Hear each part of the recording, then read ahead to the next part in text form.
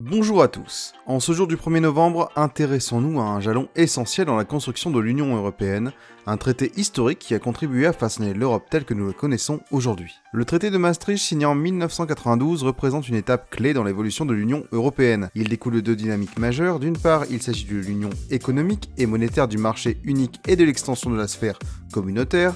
D'autre part, il est influencé par la construction politique de l'Europe, qui a été fortement influencée par la réunification allemande et la fin de la guerre froide.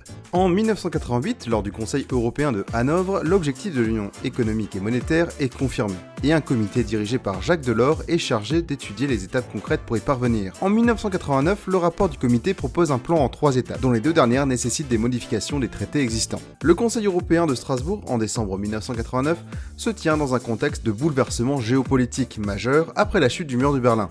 Les 12 pays membres s'accordent sur la réunification pacifique de l'Allemagne et sur la convocation d'une conférence intergouvernementale sur l'union économique et monétaire. Malgré des réticences, le Conseil européen de Dublin en avril 1990 apporte un soutien décisif à l'union politique et à l'union économique et monétaire.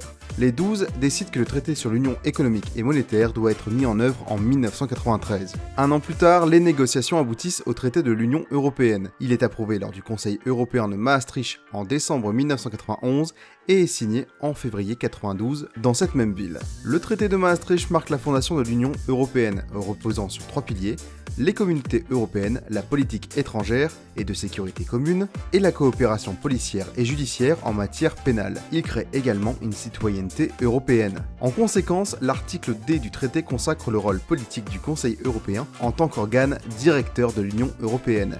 Il donne des impulsions nécessaires et définit les orientations politiques générales. En anticipant sur la nécessité d'une révision future, l'article N prévoit une conférence intergouvernementale en 1996. Celle-ci débouchera sur le traité d'Amsterdam, poursuivant ainsi le processus d'intégration européenne.